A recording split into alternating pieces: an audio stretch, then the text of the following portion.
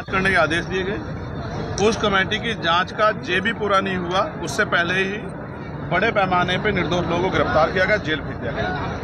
सिर्फ जेल भेजना ही पर्याप्त होता तो भी ठीक था, लेकिन जिस तरह से उनके साथ हिंसा की गई, पीटा गया, उनको खाल उतारा गया, उनको करंट लगाया गया, उनको घर से बेइज्जत करके उठा के लाया गया, उनके सम्मान के साथ खिलवाड़ की गई। उसके बाद आज गिरफ्तारी के नाम पे हम पे रिपोर्ट्स हैं कि रात के अंधेरे में जब पुलिस वहां जाती है तो बहन बेटियों से अकेले पाके छेड़खानी करती है। ये जो जुल्म है हम सब कुछ बर्दाश्त कर सकते हैं, लेकिन बहन बेटियों के साथ इस तरह की व्यवहार, इस तरह का अपमान बर्दाश्त नहीं कर सकते। इसलिए मुझे बड़े शर्म के साथ कहना पड़ रहा है कि यहाँ की सरकार जानबूझ के ऐसे वर्दीधारी गुंडों को बल दे रही है, सहयोग कर रही है, जिससे कि सतनामियों पे जुल्म हो। ये हम लोग स्वीकार नहीं करेंगे। हमने तय किया है, हमारे यहाँ के नेताओं ने आज इसका प्रथम चरण बुलाया था, अभी इसके 3 चरण और होंगे। फिर हम एक बहुत बड़ी विशालकाय रैली यहाँ करेंगे, लेकिन अब हम छत्तीसगढ़ भवन का दिल्ली में भी घेराव करेंगे। जो सरकार यहाँ अपने आप को सब कुछ मान के गरीबों को कुचलने काम कर रही है, उस सरकार को इतनी छूट नहीं दी जा सकती कि वो सतनामियों को कुचल रही है। आपने एक बड़ा वचन दिया है, आपने बड़ा वचन दिया है अक्टूबर में। मैंने आपसे कहा है सदन चलने के 15 दिन के बाद अगर मैं यहाँ के लोगों को जेल से बाहर नहीं निकलवा पाया तो मैं कभी छत्तीसगढ़ में पैर नहीं रखूंगा। और आप जानते हैं कि चंद्रशेखर आजाद हवा में कोई वचन नहीं देते हैं। मैं इन भाइयों की लड़ाई लड़ूंगा। आज हमारे लोग जेल में हैं निर्दोष होते हुए।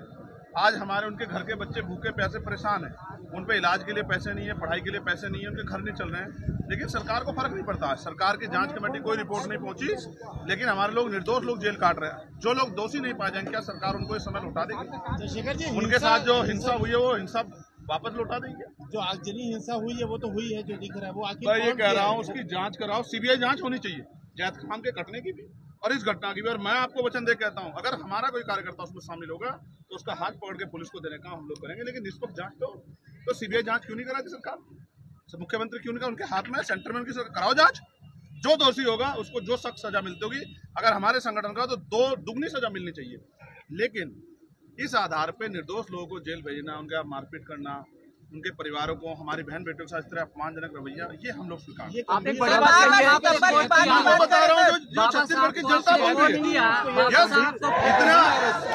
इतनी बड़ी रिपोर्ट है हमारे पास, ये हमारे सब्र का इम्तिहान लिया जा रहा है। इतनी बड़ी रिपोर्ट है हमारे पास जहाँ ये हुआ है और अभी भी जारी है। गिरफ्तारी के नाम पे बहन बेटियों का अपमान बर्दाश्त नहीं करेगा इस समाज।